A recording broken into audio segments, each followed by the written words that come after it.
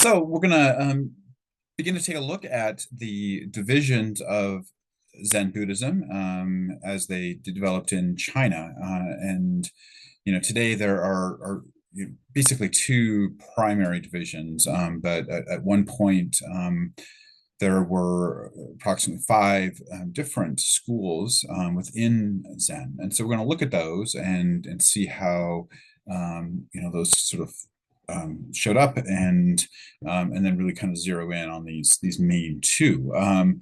So I want to start by looking at what's called a koan. I've mentioned these a couple of times, but we haven't really dived into them, and we'll look more closely at them later.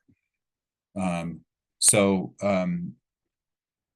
when we see koans, and a koan is really just an interaction.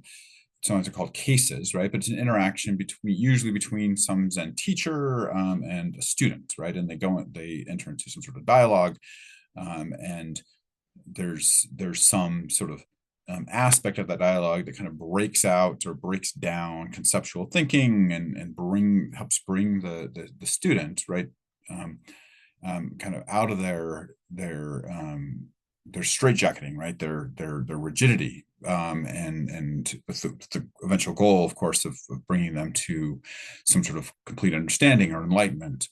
And so these are often very paradoxical or initially maybe confusing looking dialogues, right? And so I want us to begin to think about these, and we'll spend more time next week looking at them, but I want just to introduce them because they're so important for the development of these various schools. And kind of the use or non-use of koans is an important sort of distinction between different schools. So just to give a taste, I want to start by looking at one, and then we'll dive into the different Zen schools. So let's go ahead and share the screen so we can look at these, or look at this one. So this one, and we'll talk probably more about this next time, is a famous one called Wu or Mu, and it's just based on whether we're looking at the Chinese or the Japanese. And the koan is attributed to Joshu, so 778 to 897, and it goes something like this. The monk says, "Does a dog have Buddha nature?" And Joshu says, "Wu," out, sometimes just no. And we can think about what this means, right? Is Joshu just answering the question in kind of a straightforward, almost academic sort of way? Does a dog have Buddha nature? No, it doesn't, right? Or is there something more going on? Right? And this would not be a koan unless it was understood that something more was going on in this.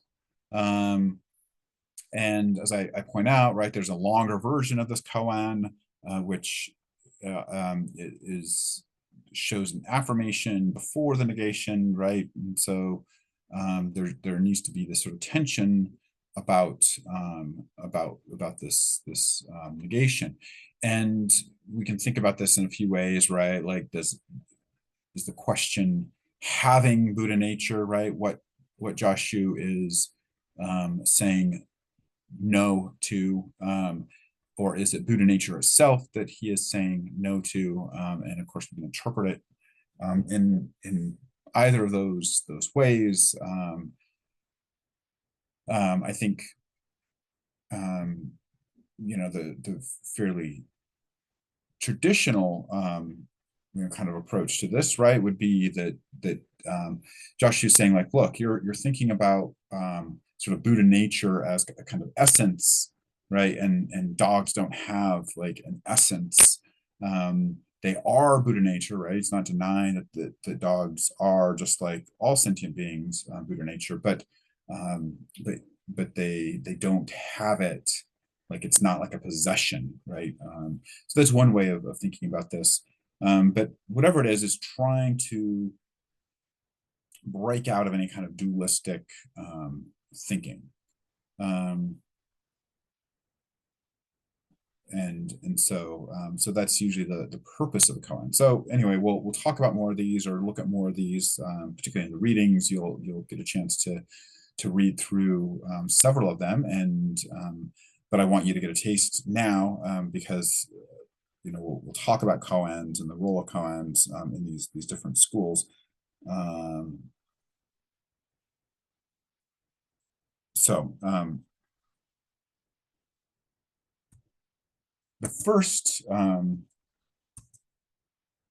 the five schools, Guiyang, Linji, Faiyan, Yunmen, and Caodong. And the two that remain, right, that continue to have significant importance are both the Linji and the Caodong schools.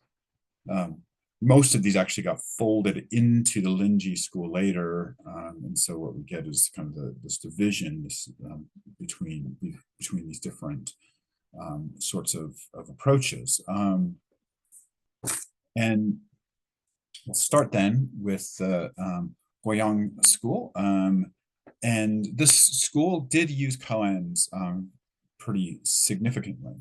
So the use of koans, and when I say the use, right, so of course there's going to have this dialogue between teacher and student, but also the use in terms of looking at older koans, meaning the record of previous dialogues, right?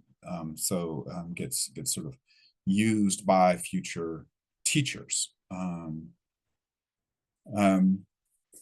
so the Guiyang school, being an early school of Buddhism, becomes sort of inserts this sort of approach to teaching Buddhism, right? This is sort of an alternative approach, but likely a complementary approach to teachings on meditation, right? So Zen is about kind of meditation, right? What's this doing? Well, this becomes more and more predominant in certain schools of Buddhism, of Zen, and so we can see it as a different way to kind of break through the mind, right? So you can think of meditation as allowing the mind to settle in a certain way, right? And kind of see a clarity of the mind. Here, we're breaking through, we're kind of sweeping all that stuff away, right? So rather than letting it settle, we're sweeping it all away. And there was a later attempt to kind of revive this school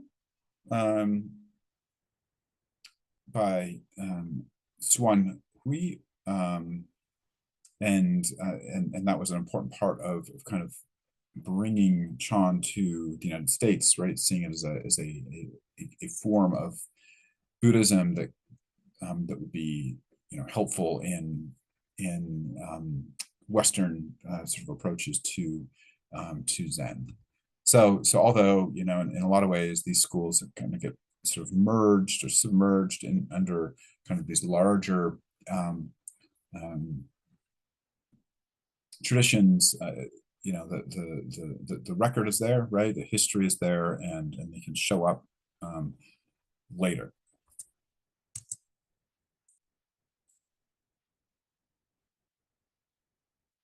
The Foyan and the Yunmen schools are both very important, and especially the Yunmen school. Although Yunmen is often talked about as a sort of predecessor to Linji, or a contributor to the Linji school, and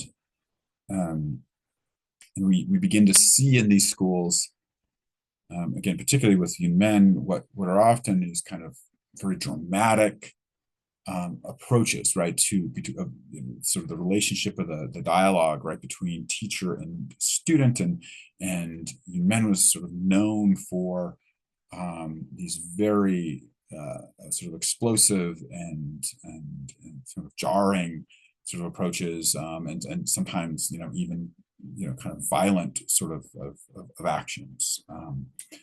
So these schools kind of introduce that approach to Buddhism, this very physical, and sometimes apparently abrasive, right? But not just the words, right? But the way kind of the dialogue, the way the engagement is sort of done becomes just as important. And then we get the Linji school, right? So this is 9th century, named after Linji, who we'll talk about here in just a bit. But becomes kind of the predominant, one of the two predominant schools, and the one that incorporates most thoroughly the koan study, right? So it becomes sort of focused on koan studies. We get a certain type of koan sort of study, which we'll talk about too a bit more, but the Hao Tao meditation, which is sort of using the koans or pieces of the koans, like the wu, right, the negation in meditation as a way of sort of bringing these two approaches together. And so eventually this gets developed into the Rinzai school, right? So Rinzai is just the Japanese version of Linji. And then finally we get the Caodong school, which is the sort of the alternative to Linji, becomes the Soto sect of Japanese Buddhism, to bring together the names of two different teachers, Dongshan and Kaoshan. So we get the Caodong school, and goes back to this sort of important figure of Shitao, who we'll talk about, but its focus much less on koans and much more on seated meditation, right? And a form of meditation called silent illumination, which we'll talk about in just a minute. Okay, so this sort of tradition of Linji, right? So I want to like focus then a bit more on each of these two. Begins largely with Matsu, so 709 to 388, who spent a lot of time dealing with sort of questions of Buddha nature, questions of the mind. So sort of theoretically, kind of very much in that tradition that we talked about, that's kind of rooted within this sort of syncretism between Taoism and Buddhism. Very much encouraged and engaged in these sort of forceful, aggressive types of techniques. See that sort of stick that he's holding, which was used in kind of the meditation hall to kind of wake students up, right? So very kind of again, very physical, right? And I think we need to be careful, right, in reading about this, right? Because of course you could sort of think of it as sort of turning to sort of abusive practices, and we can ask, right, is that what's going on or not? Pushes against, and this is a constant theme in Linji, pushes against seated meditation as a primary means towards realization, kind of like seeing it sort of as a waste of time. And Matsu becomes sort of a central figure in the records, the works of koans, which we'll talk about next week, the transmission of the lamp and the Blue Cliff record.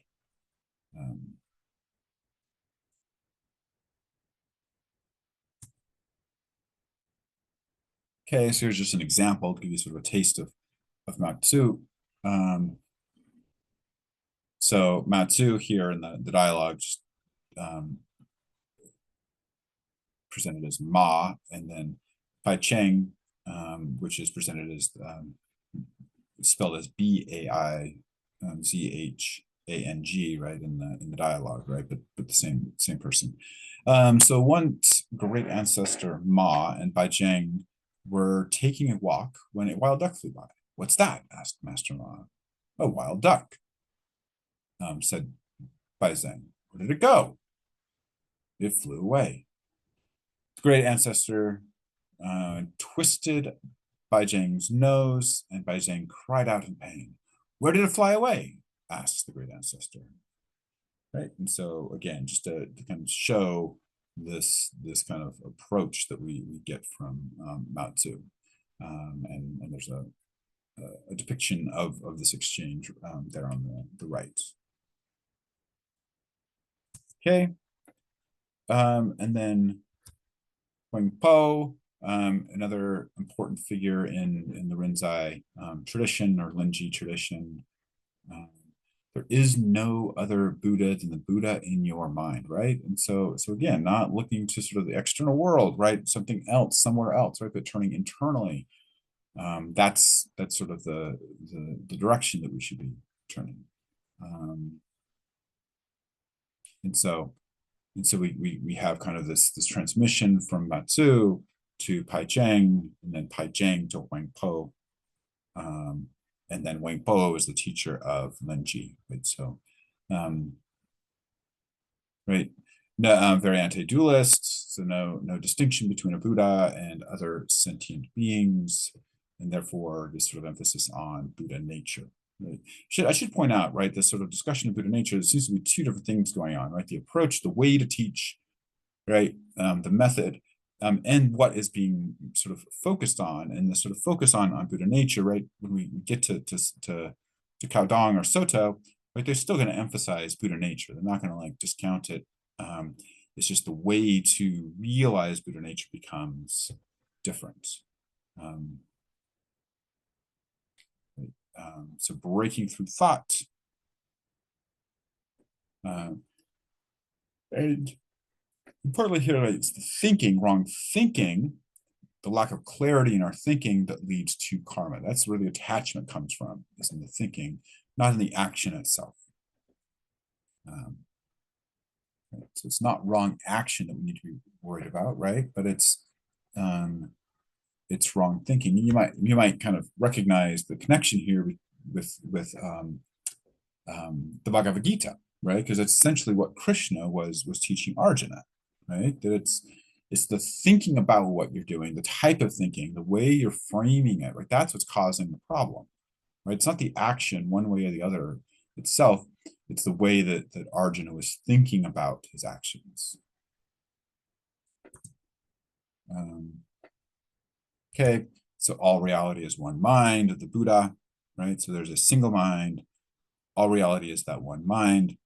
When we sort of pierce through phenomena, we're able to recognize it's all arising from this single mind. Individual minds, right? That's an illusion, right? There's one sort of experience. There's one experience of suffering, even, right? You know, and we're all sort of partaking individually in that, right? But that individuation that's going on, right? That's what's false.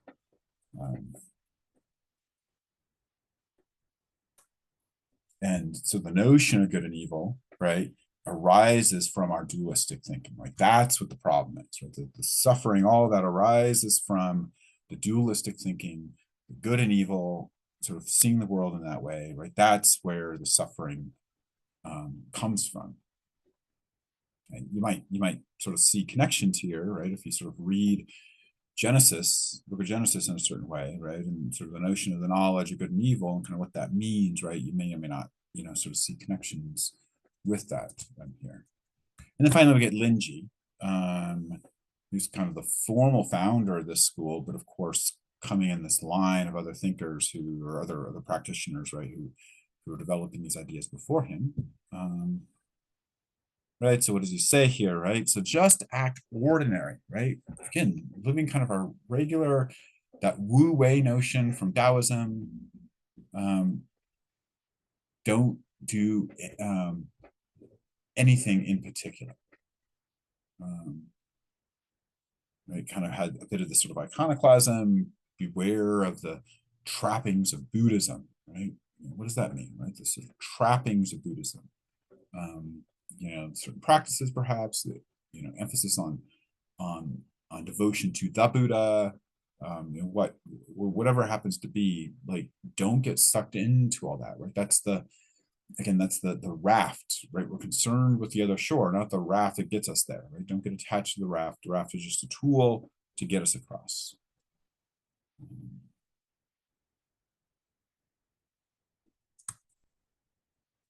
Lin Ji, right? We have these sort of three gates, this sort of idea. And these are we can sort of see these as sort of progressing through. These are sort of, sort of stages of development. The first, at the place of impermanence, sort of recognizing impermanence in the world, emptiness, and then we get drawn towards a better understanding of Buddha nature. And in this way, scripture, right, becomes our sort of way, our method. So we're okay here, sort of diving into scripture, diving into sort of conceptual thinking, right, at this sort of early stage, right? But then we move beyond kind of the more general study into a more direct study between teacher and student, right? So this is the mystery of in word. And so we go beyond the scripture, and it's just the direct relationship, right, between the two. Right, likely consistent with scripture, right? But it's not that it's inconsistent, right? But the way in which this is sort of engaged is different until we move beyond that even.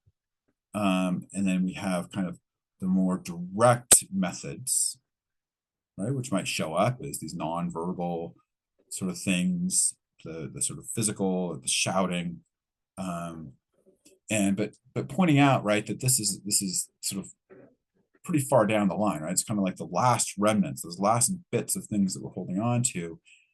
The speaking is no longer going to help, right? We need something else.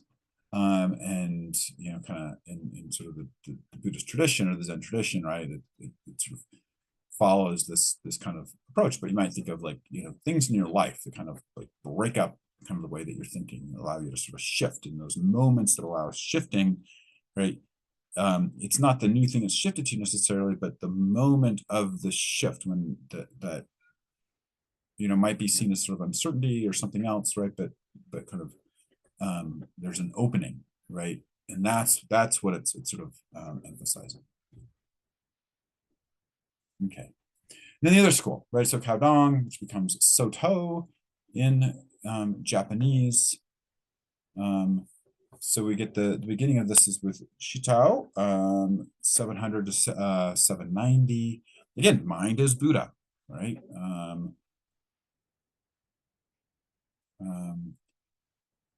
And we get this sort of interesting sort of story from Shitao of having this dream of riding on the tortoise with Hui Nang, and sort of interpreted the tortoise as being the wisdom, the teachings, right? But the depths are actual nature of being.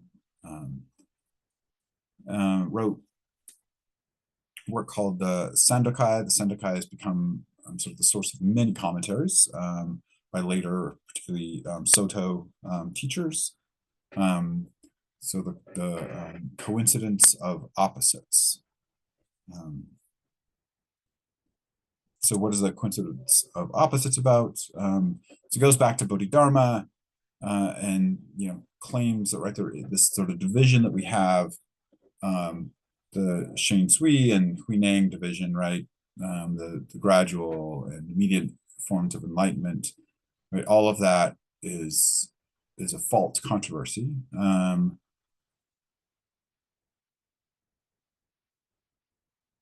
Grasping for both the phenomenal world and for enlightenment, right? Sort of having enlightenment as a goal out there that I'm after, right? Both of these things can become obstacles to enlightenment as such, right? It becomes dualistic, right? This is why just seated meditation becomes the emphasis, right? The overemphasis on koan studies, this school would say, keeps placing enlightenment kind of out there, right, as a goal, and it becomes more and more emphasized that no, enlightenment is right here, right now, and so the non-dual aspects are important. So the sort of complementary sort of nature of sort of samsara and nirvana, light, dark, right, but they're all of one thing, one nature. right? And then we get this sort of like emphasis, like, don't waste time, get to the work now, right? The work of realization is urgent. You don't have to remain in kind of a life of suffering anymore.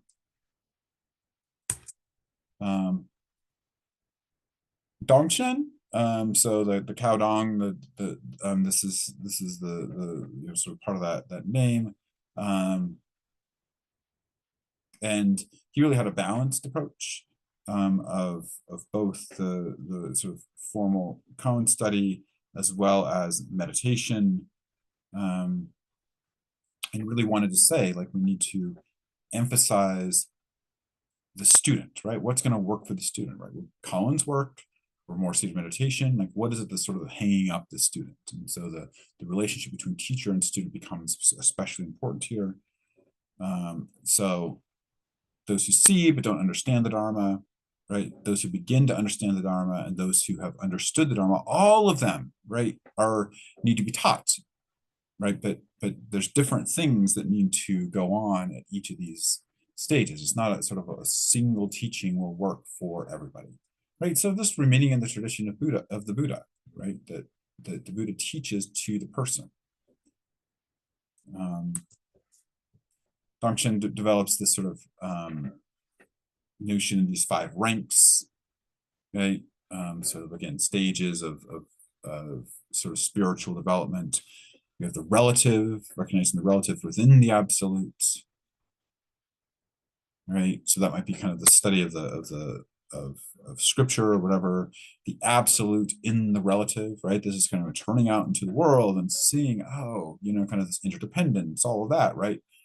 Sort of shows up kind of within our experience of the relative.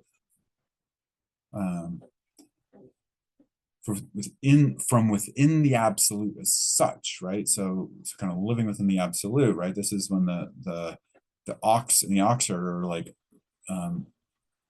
disappear, right, into this like sort of nothingness. But then we move back into the world, right? From that place, we can't remain there. We need to move. The Buddha must get up from the meditation, right, under the Bodhi tree, move back into the world, integrate what's understood into the world, right? That itself is a struggle, right? It can be difficult, and is part of the process, right? And is part of full enlightenment, right? So full enlightenment doesn't occur until we're able to move back out into the world in a natural sort of way, until we get to this point of complete unity, right? So we can sort of see 4 as a process, and then 5, right, is when the one is united, right? But there's not this kind of like time of practice and then time of living our life, right? But it's all united into one thing, right? So the joyful monk, right? One who is living a life of joy.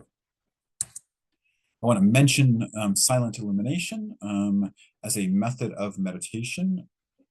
And in Japanese, we get shikantaza, or just sitting, but very similar. But this is a non-anchored form of meditation. So often meditation is taught as, you have some sort of anchor, like following your breath, or it could be a mantra or some sort of phrase, or it could be that you're looking at like a candle flame or an image or something to sort of focus the mind, right?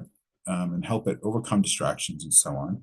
And shikantaza, or silent illumination, is a way of engaging in sort of non-attached, open form of meditation, right? You're not focused on anything in particular, right? Or you leave things as they are, right? Just as they are.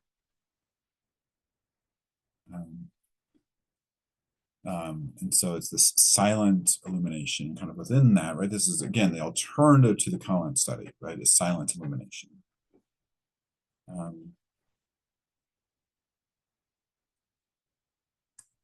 Okay, one more figure that I want to mention is Sui Feng, because he has this sort of idea of failure is the way, right? And so I want to kind of point this out, because this sort of, there's sort of a humility, as well as a hopefulness in this, right? That our struggles, we're gonna kind of mess it up over and over again, right? And that's okay, right? Because that failure is how we bring ourselves closer and closer to full understanding, right? So the failure um, is the way. Um, all right, so there's the the division, right, of Buddhism into these various sort of sects or schools of thought, houses of Buddhism, as they're talked about. And we see that, like, although we have kind of a particular tradition, that particular tradition gets interpreted and sort of taught in lots of different ways. I do want to say too that within and between these traditions, right, there's a lot of movement, and often a teacher will kind of recognize, like, oh, like, you need someone who's like in the Soto school, right, or you need someone who's in the Rinzai school, and so there'll be like kind of movement between these different schools, and a recognition, like, it's not a denial that, like, the other school doesn't teach something worthwhile, and sometimes, right, there's an appreciation of that, um, and teachers will suggest their students go and study with someone else for a bit. Requires a significant amount of humility, right? I guess I don't have it figured out, but I do think that you're kind of like on a particular trajectory or path, and you need this, right? Kind of see this other specialist, right? That's what you need. So just want to sort of highlight that, um, and we can ask, like, how much these divisions are actually kind of there, how rigid they really are, right? Or are they just different emphases on different things? So, all right, so we're going to turn to looking more closely at the koans next time. So that should be sort of hopefully sort of interesting, intriguing to you, as we kind of continue to explore these different aspects of Buddhism. So thanks so much for listening, and we'll talk again soon.